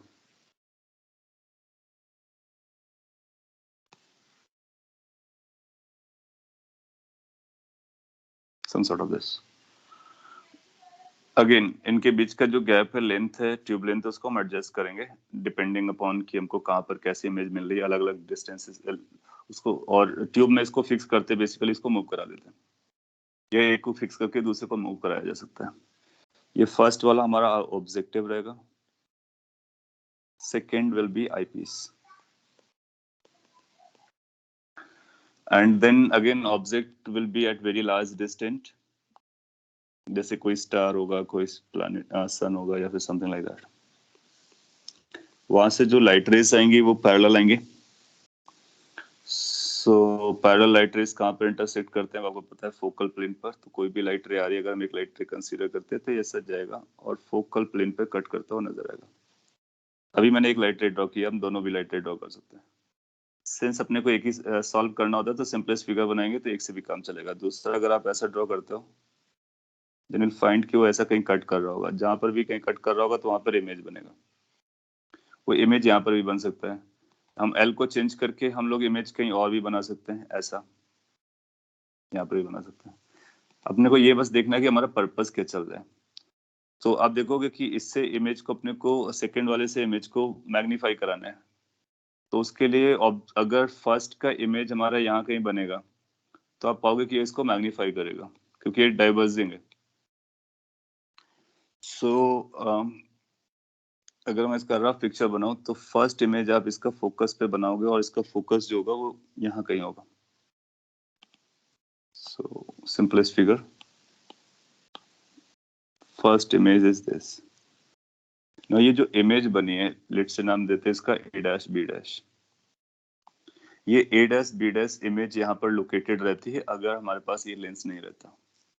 तो इस लेंस के लिए ये ऑब्जेक्ट का काम करेगी, लेकिन ये जो ऑब्जेक्ट होगी ये वर्चुअल होगी। सो ये वर्चुअल ऑब्जेक्ट का काम करेगी। तो जब कभी कॉनकेव लेंस में हम लोग वर्चुअल ऑब्जेक्ट लेते हैं तो उसकी जो इमेज बनती है वो इनलार्ज यानी मैग्नीफाइड इमेज बनती है और इन्वर्टेड बनती है। सो फिर इसकी ये इमेज बनाएगा। इसकी इमेज के लिए फिर से रे डायग्राम को हम लोग यूज करेंगे। तो सिंस अपनी पर्पस वाली अगर लाइट रे को यूज करें तो वो इसके ऑप्टिकल सेंटर से वाली यूज कर सकते हैं। एक ही लाइट रे में ड्रा कर रहा हूँ, और भी ड्रॉ करेंगे तो अपने को पता चल जाएगा एग्जैक्टली कि कहाँ पर इंटरसेक्शन होता है। तो अगर ये लाइट रे अगर हम लोग कंसीडर करते हैं, अब ये लाइट रे कैसे बनेगा वो मैं आपको बताता। कोई लाइट रे आई होगी जिसके कोई लाइट रे इस पे फॉल की होगी, मे बी लाइक दिस, ऐसे जाएगी, तो उससे ये रिफ्लेक्ट बैक हो जाएगा। या फिर आप ऐसा बोल लो कि जैसे ये लाइट रे गया, आइडिया वुड बी दिस कि ये क्या करेगा, इसको डाइवर्सिफाइड करेगा ऐसे, कोई और लाइट इस पे आएगी तो इसको डेविएट करेगा ऐसे, और इनको जो हम बैक साइड प्रोड्यूस करेंगे तो यहाँ पर कहीं इमेज बनाएगा जाकर के, क्योंकि आप जानते हो ये डाइवर्जन लेंस है तो डाइवर्स करता है। सो जो इमेज का फॉर्मेशन आएगा वो इसी लाइन से, अगर इसको हम ऑप्टिकल सेंटर वाली लाइन पे इंटरेस्ट लें क्योंकि वहां से हमको एंगल मेजर करने हैं, तो फिर ऐसा बनेगा जाकर के। और लेट्स से कि उसका इंटरसेक्शन यहाँ पर होता है, तो यू विल फाइंड कि इमेज जो फाइनल आपको दिखने वाली है वो ये इमेज दिखने वाली है, जो कि मैग्नीफाइड भी होगी एज वेल एज इसके रिस्पेक्ट में इन्वर्टेड होगी। इसका बेनिफिट क्या होता है? इसका बेनिफिट ये होता है कि जो हमारी डिस्टेंट ऑब्जेक्ट है ना, उसका अपराइट इमेज मिलता है। तो जिस तरह से हमारा ऑब्जेक्ट है फाइनल जो इनिशियली ऑब्जेक्ट था और जो हमको दिख रही होगी इमेज उसकी, वो भी अपराइट होगी। और टेलीस्कोप में क्या, ये जो एस्ट्रोनॉमिकल वाले में क्या था, एस्ट्रोनॉमिकल वाले में इसका अपसाइड डाउन वर्जन मिलता था, इन्वर्टेड मिलता था। तो आप किसी प्लैनेट या स्टार को देखोगे तो उसकी इन्वर्टेड इमेज आपको एस्ट्रोनॉमिकल में मिलेगी। और गैलीलियन इसलिए पॉपुलर हो जाती है क्योंकि वो अगर कभी हमको उसका अपराइट इमेज देखना है तो फिर गैलीलियन को यूज करना होता है। तो एक तो ये डिफरेंस अपने को याद रख सकते हैं। एंड देन आफ्टर आपको इसका अगर मैग्नीफाइंग पावर निकालना है तो आप बोलोगे कि ये एंगल अल्फा है, तो ये भी एंगल हमारे लिए अल्फा रहा होगा, और ये जो एंगल बन रहा है इसको बीटा बोलते हैं। बीटा किसको बोलते हैं? जो इमेज बन रही होती है और वो एंगल बना रही होती है। अगर आप यहाँ कहीं से देखोगे तो आपको कुछ ऐसा नजर आएगा। Finally you will watch this, जबकि एक्चुअल ऑब्जेक्ट ये थी, उसने फर्स्ट इमेज से एक लेंस से एक इमेज बनाया और सेकेंड लेंस से दूसरा इमेज बनाया, ये इमेज अपने को दिखेगा। मैंने केवल एक रे डायग्राम बना, एक रे को यूज किया है। आप मल्टीपल रेज को यूज करके उनको शो कर सकते हो। मल्टीपल रेज अगर आपको यूज करना है तो मैं आपको हिंट दे देता हूँ, मैं इसको कॉम्प्लेक्स नहीं करना चाह रहा था दस पर्पस। तो इसकी लाइट रे ऐसा जाएगी, तो इनका जो इंटरसेक्शन है वो ए डैश बी डैश मिल जाएगा। फिर इनका रिफ्रैक्शन आपको देखना पड़ेगा, इसका एक ऐसा रिफ्रैक्शन जाएगा, इसका भी कुछ ऐसा रिफ्रैक्शन जाएगा। इनको बैक साइड प्रोड्यूस करोगे तो आपको ये फाइनल इमेज मिल जाएगी, जो कि बी डैश पर मिले, बी डबल डैश पर मिलेगी। सिंपलेस्ट अगर बनाना है तो आप इसको यूज कर सकते हो। नाउ अगेन अपने को मैग्नीफाइंग पावर के लिए बीटा और अल्फा का रेशियो चाहिए होगा। Magnifying power for this telescope is going to be equal to m is equal to the final angle divided by initial angle. Now in case अगर आप इंटरेस्टेड हो जानने में कि बीटा की वैल्यू कितनी आएगी, तो कैन वी से कि जो बीटा की वैल्यू आएगी that is going to be a dash b dash. अब इस ट्रायंगल को वॉच करो, बीटा बहुत छोटा होगा और ये जो डिस्टेंस होगी आप पाओगे ये डिस्टेंस u e जैसा होगा, the distance of object for eyepiece, जो कि हम लोगों ने जस्ट पहले किया था। एग्जैक्टली वही चीज है। अल्फा की वैल्यू अगर आप रीड कर रहे होगे तो अल्फा के लिए बड़ा सा ट्रायंगल पकड़ लो। जब ये बड़ा सा ट्रायंगल पकड़ोगे तो इसमें भी आएगा ए डैश बी डैश, और आपको पता है ये पैरेलल लाइट्स आ रही हैं, तो ये जो डिस्टेंस यहाँ से ये फर्स्ट इमेज की होगी ये फोकल लेंथ के बराबर होगी, तो ये भी फोकल लेंथ ऑफ ऑब्जेक्टिव हो जाएगी। एग्जैक्टली सेम स्टफ जो इससे पहले वाले केस पे था। मैग्नीफाइंग पावर को अगर आप ध्यान से लिखोगे तो इन दोनों को डिवाइड करोगे, once you are going to divide it's going to like F O, that means objective का focal length divide by first image की location with respect to the eyepiece, FO upon UE। If you remember FO upon UE वहां पर भी लिखा गया था, तो same formula चलेगा। इसका मतलब हम सिमिलरली आगे भी बात कर सकते हैं कि नॉर्मल एडजस्टमेंट हो या फिर नियर पॉइंट एडजस्टमेंट हो तो क्या करना है उसको भी यहाँ पर कैलकुलेट किया जा सकता है। एक जो और दूसरा डिफरेंस आता है वो डिफरेंस आएगा ट्यूब लेंथ को लेकर के। जब आप यहाँ पर ट्यूब लेंथ को मेजर करोगे तो ट्यूब लेंथ ये होगी, और जबकि फोकल लेंथ यहाँ से यहाँ तक आ रही थी FO और ये UE है, तो आपको FO में UE को कम करना पड़ेगा। सो यहाँ पर जो ट्यूब लेंथ बनेगी in general, so that is going to be like F not minus mod of U E. By the way इस केस में यूई पॉजिटिव ट्रीट होगा, क्यों? क्योंकि इसका पॉजिटिव डायरेक्शन इधर आएगा, क्योंकि ये वर्चुअल इमेज, ये वर्चुअल ऑब्जेक्ट का काम कर रही है। फिर भी हम मॉड लगा सकते हैं। सो गैलीलियन टेलीस्कोप में जो ट्यूब लेंथ आती है उसमें यूई से सब्ट्रैक्ट करते हैं, जबकि टेलीस्कोप में जो ट्यूब लेंथ आती है उस ट्यूब लेंथ में आपने देखा था कि हम यूई को ऐड करते हैं। कॉपी कर सकते हो और हमारे रिजल्ट भी बाकी सारे वैसे ही बनेंगे जो आपने इससे पहले देखे थे। आपको क्या करना होगा, नॉर्मल एडजस्टमेंट के लिए यूई की वैल्यू किसके बराबर होगी, एफ ई के बराबर हो जाएगी, सेम फॉर्मूला आ जाएगा। और नियर पॉइंट एडजस्टमेंट के लिए आप देखोगे तो फिर ये चेंज हो जाएगा, यूई की वैल्यू आपको निकालनी पड़ेगी वीई की वैल्यू को डी लेकर के।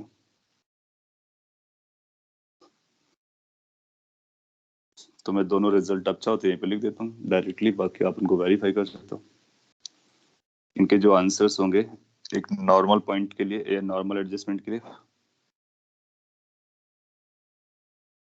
नॉर्मल एडजस्टमेंट करेंगे जब आप, तो मैग्निफिकेशन कितना जाएगा, एफ नॉट अपॉन एफ ई।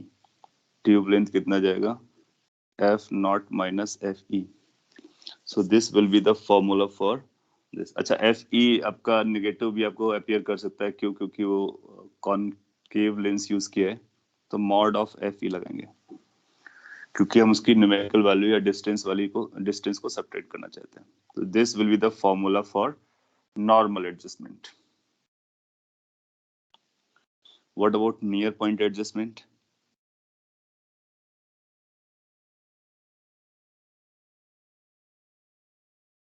जब आप नियर पॉइंट एडजस्टमेंट कर रहे होगे तो आपको ये बोलना पड़ेगा कि ये जो डिस्टेंस है, ये वाली डिस्टेंस वीई, उसको डी के बराबर होना चाहिए। आप ध्यान से ऑब्जर्व करोगे तो ये जो डी आएगा वो नेगेटिव टेरिटरी पे आएगा, और वीई हमारा पॉजिटिव टेरिटरी, यूई जो आएगा वो पॉजिटिव टेरिटरी पे आएगा। उसको जो हम लोग सिंप्लीफाई करेंगे, तो अगर मैं डायरेक्टली लिखूं तो आप उसको वेरीफाई कर सकते हो क्या? इसकी जो वैल्यू आएगी, फॉर्मूला एग्जैक्टली वैसे ही बनेगा, और ये बन जाएगा अपने लिए m is equal to F not upon F E. So F not और एफ ई को हम लोग वहां पे यूज करने वाले हैं, and then it is going to be within the bracket 1 minus F E by D. इसको 1 minus F E by D जैसा यूज कर लेंगे। और ट्यूब लेंथ अगर अपने को यूज करना है तो ट्यूब लेंथ को हम लोग यूई निकालेंगे और यूई को निकाल करके सॉल्व कर सकते हैं, जैसे कि इस केस में किया था। आप वीई को माइनस डी रखो, इस फॉर्मूले को यूज करो, यूज करने के बाद यहाँ से अपने को यूई निकालना होता है, उस यूई को यूज करेंगे तो इस तरह का फॉर्मूला बन जाएगा, और दूसरा ये फॉर्मूला बन जाएगा। सो वहां से अपने को एल निकल आ जाएगा। तो बेसिकली आप ऐसा भी याद रखोगे तब भी चलेगा कि हम इसी फॉर्मूले को यूज करेंगे। बेटर होगा कि हम सिचुएशन के हिसाब से सॉल्व कर लेंगे। वीई को प्लेस कीजिए कितना, माइनस डी, और सॉल्व कीजिए एफ ई को यूज करके, फाइंड कीजिए कि यू ई की वैल्यू कितनी आ जा रही है। फिर मैग्निफिकेशन को या मैग्नीफाइंग पावर को आप F not divide by U ई जैसा यूज कर सकते हो, एंड एल के लिए आप इसको यूज कर सकते हो। बेटर होगा कि नंबर्स दिए होंगे तो कैलकुलेट कर लेंगे और अपना आंसर आ जाएगा। कई बार क्या होता है, वो कंपेयर करके आपसे पूछ लेता है दोनों में कि टेलीस्कोप अगर हम एक बार एस्ट्रोनॉमिकल यूज करते हैं, गैलीलियन यूज करते हैं, तो क्या फर्क पड़ता है, और ट्यूब लेंथ कैसे निकाला जाता है, कौन कौन से लेंसेज यूज किए जाते हैं, फिर इमेज जो हमको बनती है वो ऑब्जेक्ट के रिस्पेक्ट में कैसी होती है। तो आप बोलोगे इस केस में इरेक्ट होती है और उस केस में इन्वर्टेड होती है। काफी थ्योरेटिकल एस्पेक्ट्स हैं, और एक दो बार इनको पढ़ोगे तो अपने को समझ में आ जाएगा। मैं आपको एक छोटा सा क्वेश्चन देता हूँ, आप उसका आंसर कर देंगे।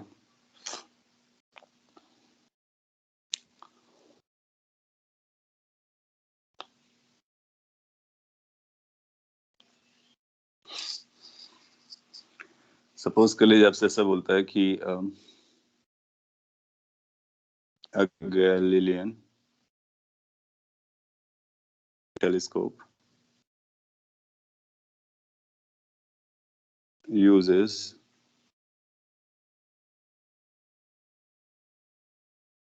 convex lens as objective or convex lens of focal length 40 centimeter as objective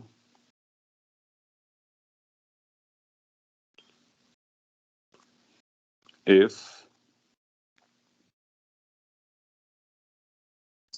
tube length, suppose के लिए ट्यूब लेंथ के बारे में बात करते हैं, if tube length for normal adjustment of eye is found to be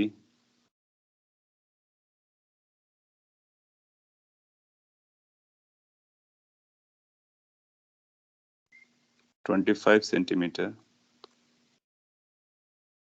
then find focal length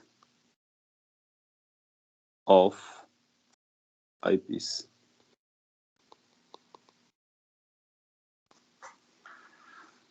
so question में क्या करेगा, कुछ इंफॉर्मेशन देगा और कोई ना कोई कंडीशन के बारे में बोल रहा होगा, तो अपने को कंडीशन आइडेंटिफाई करनी है, इंफॉर्मेशन जो गिवन है वो आइडेंटिफाई करनी है, फिर बेस्ड ऑन दोज क्या अननोन पता है उसको पता करना है।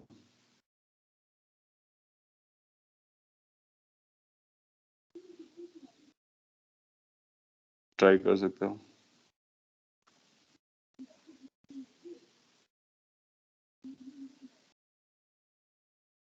तो आप 15 सेंटीमीटर आंसर बता रहे हो।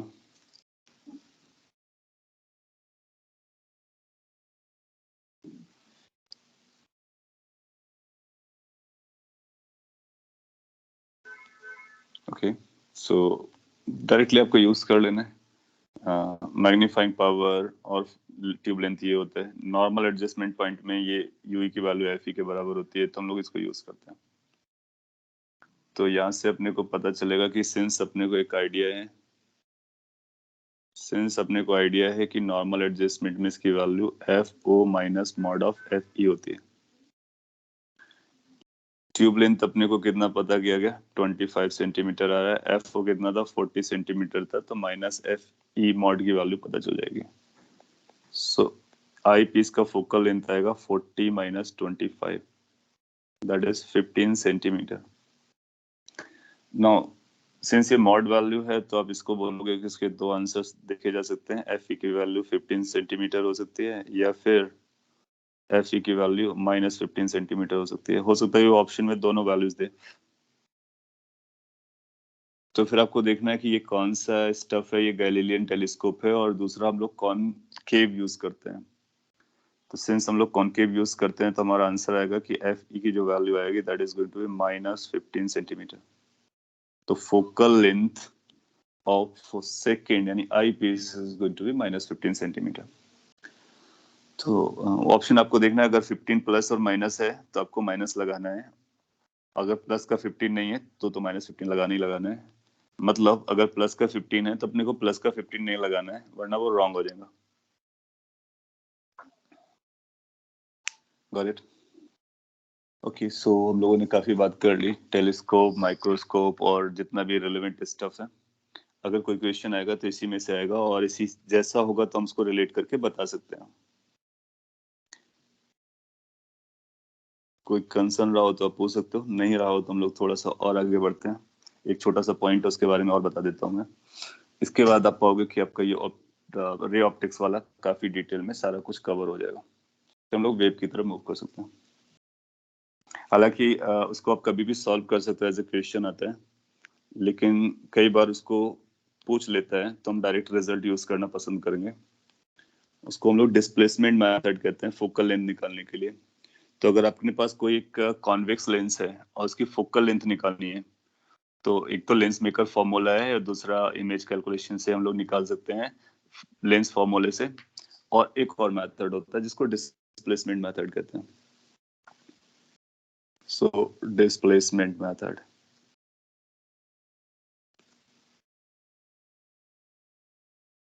अब सब्जेक्टिव क्वेश्चंस तो आते नहीं है, तो आपसे ऐसा नहीं बोल सकता कि डिस्प्लेसमेंट मेथड को यूज करके बताइए कितना फोकल लेंथ आएगा। अगर आप किसी और तरीके से भी निकाल सकते हो तो आपको निकाल करके उसका आंसर दे देना होगा। बट अगर डिस्प्लेसमेंट मेथड ही लगाना पड़े, ऐसी सिचुएशन दी गई हो, तो फिर हम उसको कैसे सॉल्व करते हैं, तो सॉल्व करके सिंपलीफाई कर लेते हैं। आइडिया क्या होता है कि आप दो प्लेन पकड़ते हो, या फिर हम लोग ऐसा बोले कि लेट से ऑप्टिकल एक्सिस है, और दो बाउंड्रीज हम लोग फिक्स कर देते हैं। एक ये लाइन है लेट से, और एक ये लाइन है। ये बेसिकली प्लेन्स है, और बीच में एक लाइन बनी हुई है, प्लेन है, जो ऑप्टिकल एक्सिस है, प्रिंसिपल एक्सिस कहलाएगा। ऑब्जेक्ट आपको यहाँ पे प्लेस करनी है फर्स्ट वाले स्क्रीन पर या फिर फर्स्ट वाले प्लेन पर। तो यहाँ पर आपको ऑब्जेक्ट रखना पड़ेगा। आप ऑब्जेक्ट को कितना साइज का रखते हो, कैसे रखते हो, वो आपकी चॉइस है, लेकिन ऑब्जेक्ट यहाँ पे रखनी है। सो ऑब्जेक्ट का लोकेशन फिक्स होता है, उसके बेसिस पर जो इमेज फॉर्मेशन होता है ना, तो इमेज का भी लोकेशन फिक्स होगा, इमेज यहाँ पर बनेगी। सो ऑब्जेक्ट का प्लेन और इमेज का प्लेन फिक्स हो गया। दोनों के बीच का जो गैप है, तो image has to be formed on this, object has to be placed on this. The distance between these two is given by capital D. तो वो आपको कैपिटल डी दे देगा, या फिर बोलेगा स्क्रीन प्लेन और the separation between the screens of image and object plane is D. So ये D अपना फिक्स्ड है। So D is fixed, D can not change. D separation है इमेज और ऑब्जेक्ट के लोकेशंस को लेकर के। तो आपको ऑब्जेक्ट यहाँ पे रखना है, इमेज यहीं पे बनना चाहिए। ये थोड़ा सा बैक रिवर्स कैलकुलेशन वाली बात है। अब आप लेंस रखना चाहते हो, लेंस रखना चाहते हो, तो अगर आपने लेंस को यहाँ पर रखा, सो ये लेंस आपको ऐसी लोकेशन पे रखना है सो दैट कि इस ऑब्जेक्ट का इमेज इस प्लेन पर बने। हाँ, लेंथ कितना बनेगा इमेज का वो अपनी अलग बात है, मैग्निफिकेशन पे डिपेंड करेगा, बट जो भी है it has to be formed on this plane. तो इस लोकेशन को बोलेंगे वन लोकेशन। फिर हम इस लेंस को डिस्प्लेस करके चलाएं, डिस्प्लेस करेंगे। जब आप इसको डिस्प्लेस करते हो तो एक और लोकेशन आपको मिलेगी, सेम लेंस के लिए एक दूसरा लोकेशन मिलेगी। लेट्स उस लोकेशन को मैं डॉट डॉट से बना देता हूँ, और ये लोकेशन नंबर 2 है लेंस के लिए। अगर आप लोकेशन 1 पर रखोगे तो इस ऑब्जेक्ट का इमेज यहाँ पर बनाएगा, लोकेशन नंबर 2 पर रखोगे तब भी इस ऑब्जेक्ट का इमेज यहाँ पर बनाएगा। तो आपके पास ऑब्जेक्ट एक है, लेकिन इमेजेस दो बन जाएंगी, एक L1 लोकेशन के हिसाब से, एक L2 लोकेशन के हिसाब से। लेट्स से ऑब्जेक्ट की हाइट को हम लोग HO बोलते हैं, दैट्स हाइट ऑफ ऑब्जेक्ट। तो इमेजेस हमारे पास L1 के हिसाब से एक बनेगी H1 हाइट का, L2 के हिसाब से एक बनेगी H2 हाइट का। वो आपको देगा ये वैल्यू कि दो लोकेशंस के बीच का डिस्टेंस भी अपने को पता है, D। दैट मीन्स लेंस को कितना एक लोकेशन से दूसरे लोकेशन पे आपको शिफ्ट करना है। सो अगर अपने को कैपिटल डी दे देता है और स्मॉल डी दे देता है, तो इन दोनों को यूज करके हम इस लेंस की फोकल लेंथ बता सकते हैं। तो इसीलिए इसको बोलते हैं displacement method to find the focal length of convex lens. तो कॉन्वेक्स लेंस का फोकल लेंथ निकालने के लिए ये डी और ये डी अपने को मिल जाए तो हम फोकल लेंथ पता कर लेते हैं। एक ये रिजल्ट अपने को याद रखना है, रिजल्ट याद रहेगा, वो आपको कैपिटल डी देगा, स्मॉल डी देगा, आप आंसर दे दोगे। अदरवाइज आपको क्या करना पड़ेगा, पहले इसको सॉल्व करना पड़ेगा, फिर इसको भी सॉल्व करना पड़ेगा, दोनों को सॉल्व करोगे और इन्फॉर्मेशन को यूज करोगे, फिर डी और डी के टर्म में फोकल लेंथ को ले आओगे। कैलकुलेशन थोड़ी सी लेंथी जाती है, इसलिए हम इसको डायरेक्टली यूज कर सकते हैं। अब चाहोगे तो उसको हम लोग प्रूव भी कर लेंगे। तो क्या क्या गिवन होगा, तो मैं यहाँ पे थोड़ा सा लिख देता हूँ लेट। ये कॉन्वेक्स लेंस के लिए, so let image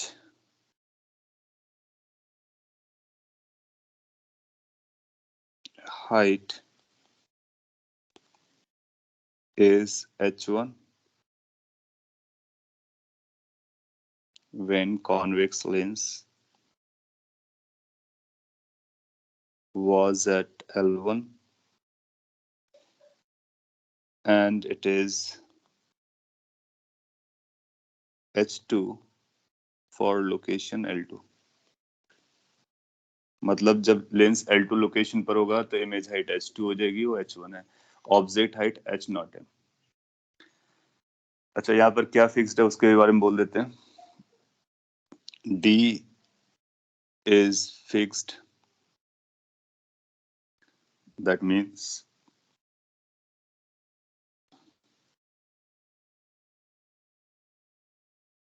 location of object and image, locations of object and image are fixed. What you are moving the lens, shifting the lens, displacing the lens. So lens को displace कर रहे हैं और lens का displacement D है। तो पहले मैं आपको फॉर्मूला दे देता हूँ। तो फोकल लेंथ के लिए आप फॉर्मूला याद रख सकते हो जी। फोकल लेंथ आता है that can be calculated by using capital D square minus small D square divide by 4 times capital D. अब ये कैसे आता है, आप पेशेंस रखेंगे, समझेंगे तो आप इसको प्रूव भी कर सकते हैं, खुद से भी कर सकते हैं और हम लोग भी कर सकते हैं। यहाँ पर एक बार यहाँ पर प्रूफ करने की कोशिश करेंगे, प्रूफ हो जाएगा तो इसको याद रख सकते हैं। सो डिस्प्लेसमेंट मेथड जब कभी कॉन्वेक्स लेंस के लिए यूज करेगा तो आपको कैपिटल डी स्मॉल डी दे करके आपको एफ पूछेगा, आप बता देंगे उसकी फोकल लेंथ कितनी आएगी और किस तरह से वर्क कर रहा होता है। ऑब्जेक्ट की लोकेशन फिक्स है, इमेज की लोकेशन फिक्स है, लेंस को आप शिफ्ट करते हो, कितने डिस्टेंस से शिफ्ट करते हो, डी डिस्टेंस से शिफ्ट करते हो। ये डिस्टेंस कितना है अपने को कोई फर्क नहीं पड़ रहा, ये डिस्टेंस कितना है अपने को कोई फर्क नहीं पड़ रहा। यस, इन दोनों का सम जो रहा होगा वो डी माइनस डी के बराबर होगा।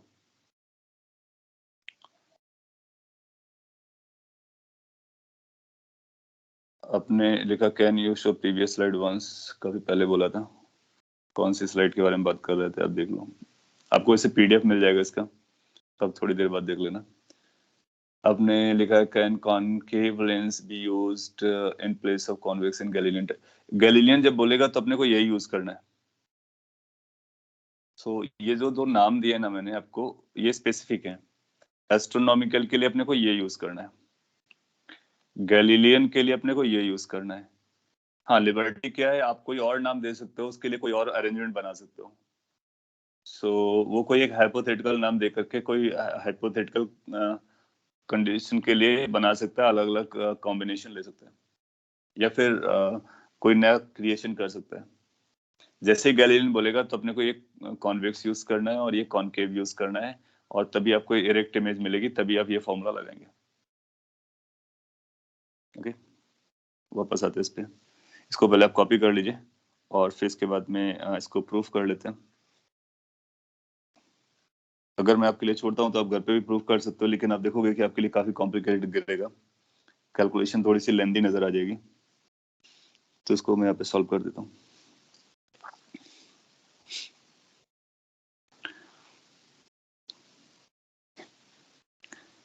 सो अगर आगे बढ़ना चाहें तो इसको कुछ इस तरह से बढ़ सकते हैं कि अपने को कुछ जरूरत पड़ने वाली है। तो लेट्स से कि जो पहले के लिए ये डिस्टेंस थी उसका नाम हम x पढ़ लेते हैं, L1 को जब सॉल्व करेंगे।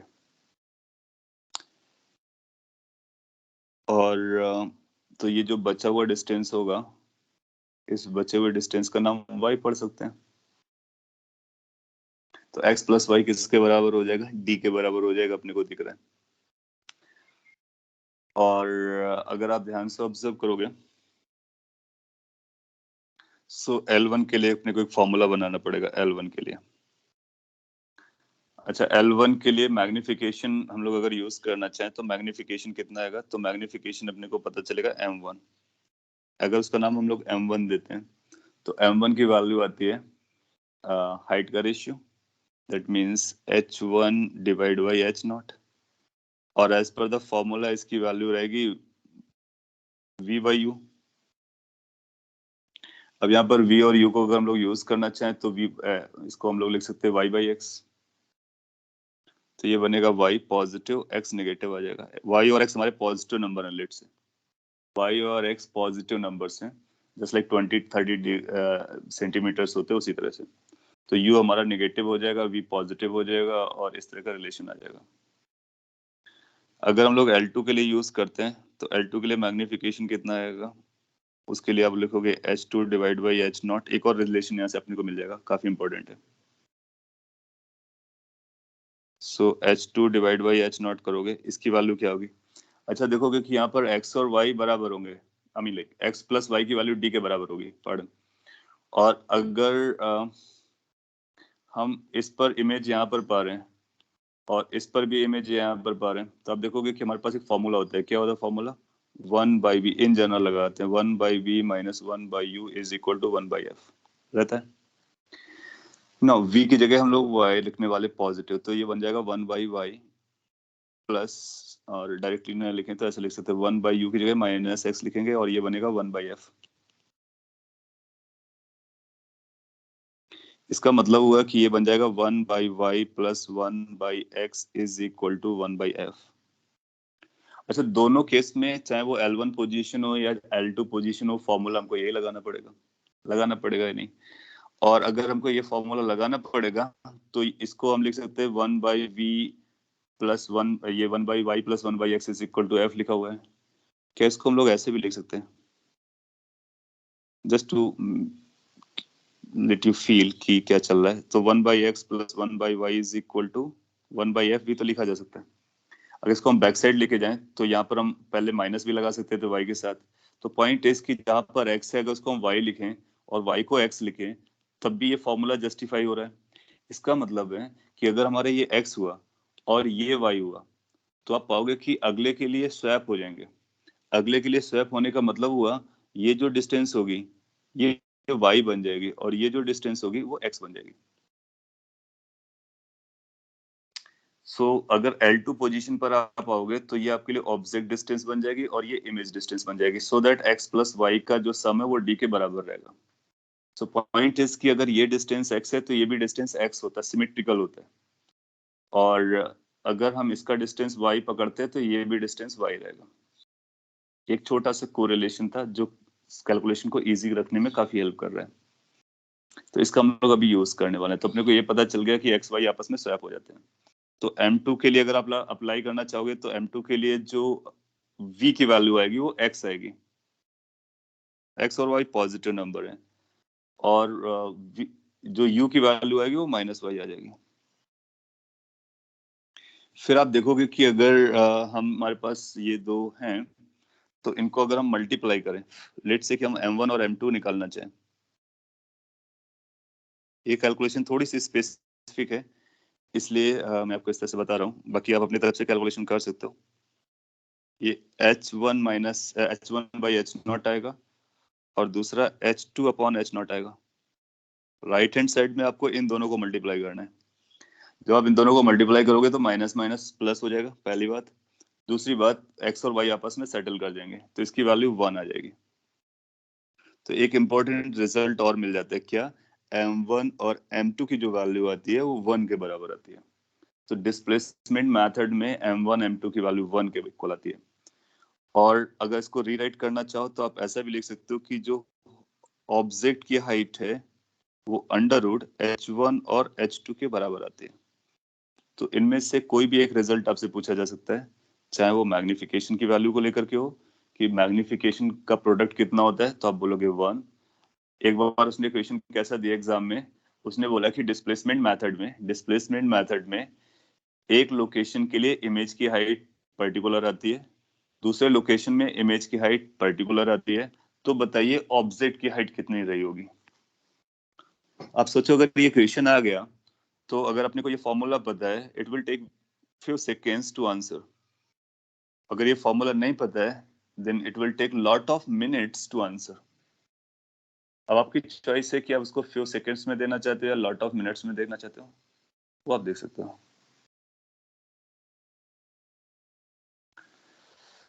सो एक तो ये रिजल्ट, दूसरा ये रिजल्ट, तीसरा मैग्निफिकेशन का प्रोडक्ट का 1 होना, ये हमारे लिए इम्पोर्टेंट है। और ये जो मैग्निफिकेशन का वैल्यू 1 है या ये दूसरा फॉर्मूला, इन दोनों का प्रूफ करके हम लोगों ने देखा है ये फॉर्मूला अभी तक हम लोगों ने डायरेक्टली लिखा था। अब इस डायरेक्ट वाले फॉर्मूले को भी हम सॉल्व कर लेते हैं और प्रूफ करके देखते हैं कि क्या ये आ जाता है। तो ये फिर डन हो जाएगा once and for all. Now when you are going to prove this, तो उसके लिए अपने को फोकल लेंथ निकालनी है, मतलब ये फॉर्मूला अपने को यूज करना है, मतलब अपने को एक्स और वाई के बारे में पता करना है। तो हम एक्स और वाई को डी और डी के टर्म में निकालना चाहेंगे, एज सिंपल एज एनीथिंग। इसके बाद इस फॉर्मूले में रख देंगे, काम हो जाएगा। अब देखो दो रिलेशन तो अपने को दिख ही रहे होंगे, कौन से? एक्स प्लस वाई की वैल्यू डी के बराबर आएगी, ठीक है। व्हाट अबाउट दिस वाला डी? क्या छोटे वाले डी को लिंक कर सकते हैं? अगर हम लोग छोटे वाले डी को लिंक कर सकते हैं तो अपना काम हो जाएगा।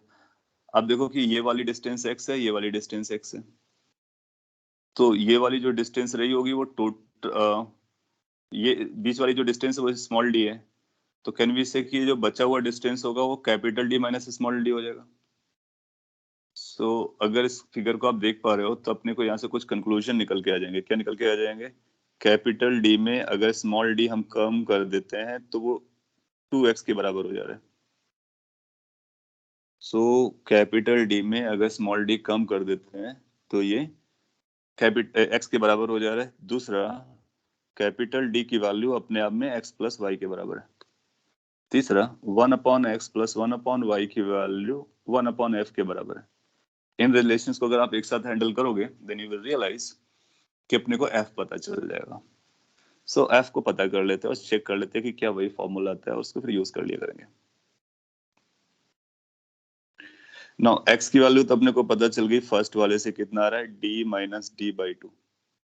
अब इस x की वैल्यू हम दूसरे पे रखेंगे, y निकालना चाहेंगे, y की वैल्यू आएगी d minus x, so which is basically d minus d by 2, which further goes to will become 2d minus d, that means d plus d by 2। अब इसको और इसको अगर ऐड करोगे तो फिर वो d बन जाएगा, बिल्कुल सही है। अब आप इस इक्वेशन को यूज कर लो। So 1/x plus 1/y is equal to 1/f। हमारा इंटरेस्ट है 1/f निकालने में, तो 1/f is going to be equal to 1/x which is d minus d by 2 plus 1/y which is d plus d by 2। Once you are going to simplify, you are going to get like this कि 2 common आ गया, 1/d minus d plus 1/d plus d आ जाएगा। Further step अगर आप लेने वाले हो सो अपने को कुछ ऐसा मिलने वाला है। इसको जब आप क्रॉस एडजस्टमेंट करोगे, डिनोमिनेटर बैलेंस करोगे, तो आपको d प्लस डी यहाँ मिलेगा, d माइनस डी यहाँ मिलेगा और 2d बचने वाले, तो ये बनेगा 2d divide by D square minus D square. मैंने डायरेक्टली लिख दिया, आप कैलकुलेशन चेक कर सकते हो। सो ये बन जा रहा है 4d divide by D square minus D square. ये किसकी वैल्यू है? 1/f की। So what should be the focal length? Focal length is going to be d square minus d square divided by 4d। अब देखो थोड़ी देर पहले मैंने आपको यही बताया हुआ था। सो फोकल लेंथ निकालने के लिए आप ये याद रखोगे तो आपकी ये सारी कैलकुलेशंस अवॉइड हो सकती हैं, और D square minus D square upon 4d के बराबर हो जाएगा। मैग्निफिकेशन का प्रोडक्ट 1 होता है और इसको डिस्प्लेसमेंट मेथड कहते हैं, that is used for convex lens. Copy कर सकते हो। इस पर क्वेश्चन आ चुका है और आने के पूरे फेयर चांसेस रहते हैं, और इन केस क्वेश्चन आएगा then you can answer it directly.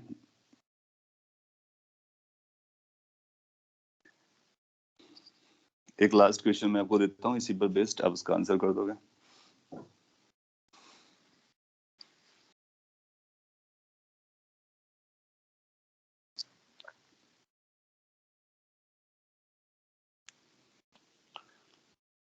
Example, ऐसा एक बार सिमिलर टाइप क्वेश्चन आया था इन डिस्प्लेसमेंट मेथड।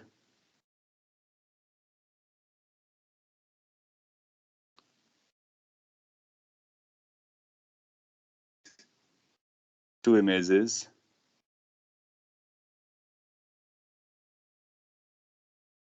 are formed, और ऐसा टू इमेजेस ऑफ हाइट्स, कुछ और इंफॉर्मेशन दे देते हैं, 1 centimetre and 4 centimeter height, of heights 1 centimeter and 4 centimeter are formed on a fixed screen.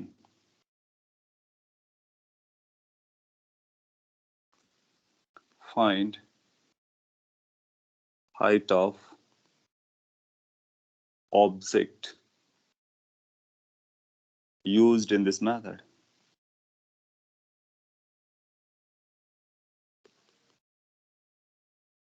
So जो एक्सपेरिमेंट आप कर रहे थे उस एक्सपेरिमेंट में कितने हाइट के ऑब्जेक्ट आपने यूज किए ये आपको बताना है.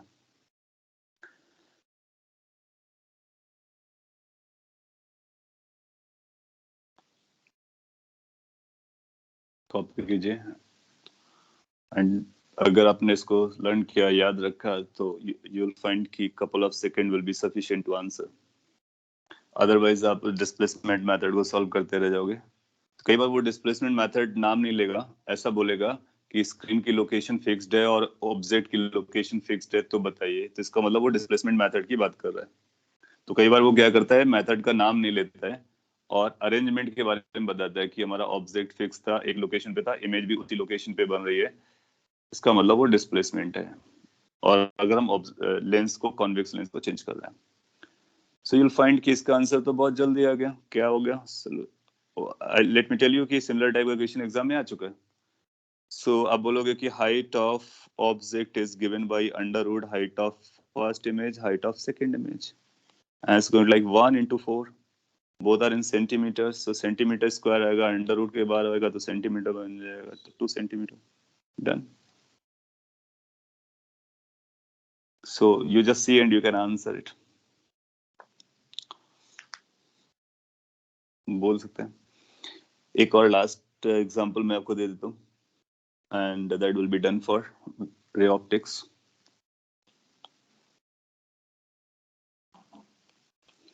ऐसा बोलता है कि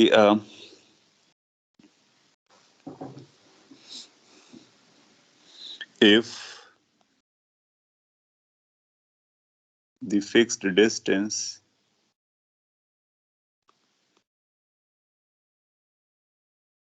between object and image planes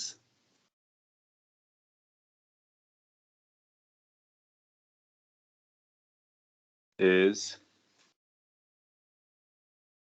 60 centimeter and a convex lens forms images on screen plane on screen for two locations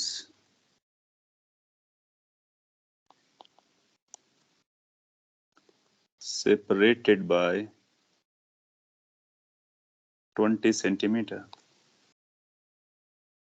Find focal length of lens.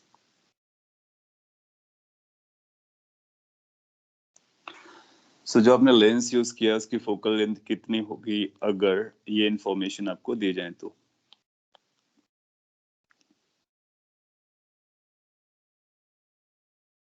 So you can just read it और try to understand कि क्या ये displacement method की बात कर रहा है, क्योंकि इसने डिस्प्लेसमेंट मेथड वर्ड नहीं यूज किया.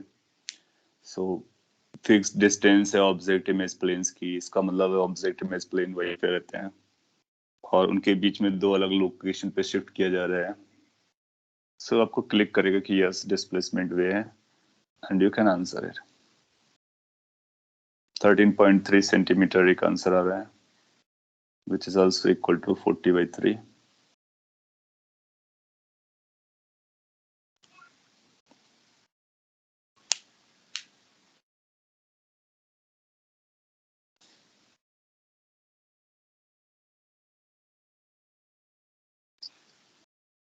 सो क्या होता है ना, अपने को फॉर्मूला पता हो, वैल्यूज पता हो, कैलकुलेशन करके हम आंसर बिल्कुल सही निकाल सकते हैं, ये अपनी अच्छी एबिलिटीज हैं. बट आइडिया ये है कि अपने को फॉर्मूला उस समय याद रखना है, समझना है कि क्या चल रहा है और क्या उसको हमने पढ़ा है. सो ऐसे क्वेश्चन को हम लोग स्ट्रेट फॉरवर्ड क्वेश्चन बोलते हैं. तो आपको पता होता है कि since focal length displacement methods हम लोग निकाल पाते हैं और उसका कुछ फॉर्मूला आता है d² - small d² divide by 4d. Check कर लेते हैं. अभी कहीं ड्राइव किया हुआ था ये।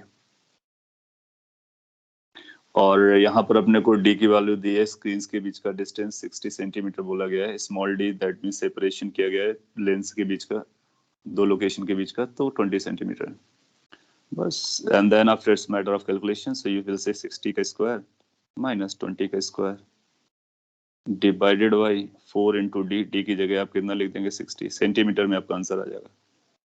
आप चाहो तो ऊपर ए स्क्वायर माइनस बी स्क्वायर लगा दो, तो जब ए प्लस बी करोगे तो 80 हो जाएगा, ए माइनस बी करोगे तो 40 हो जाएगा।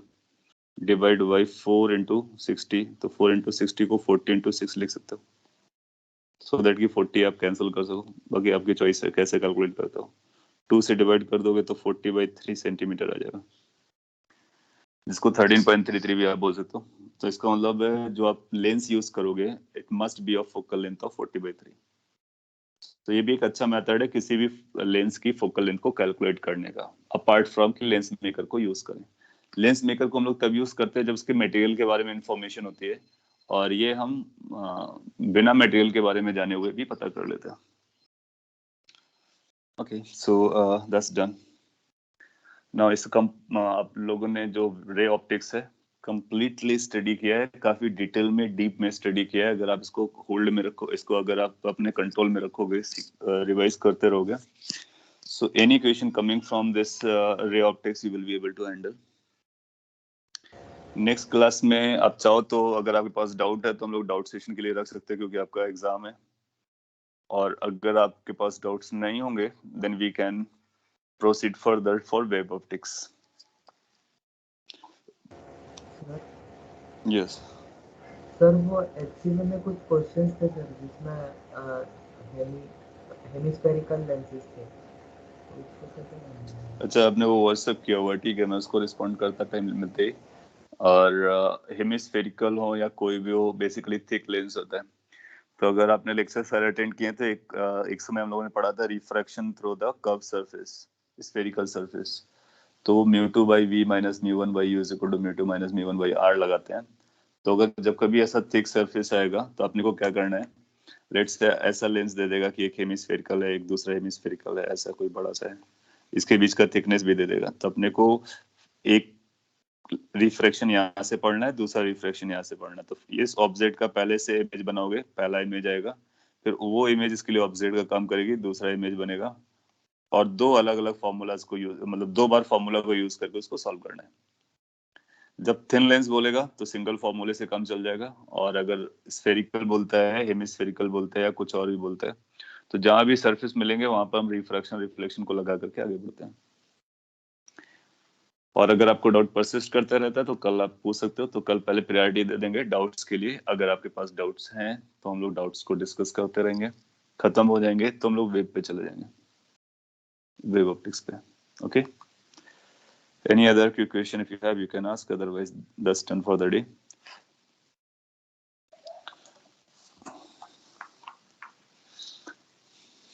Okay, if you have nothing to ask, we'll see you tomorrow. Thank you guys.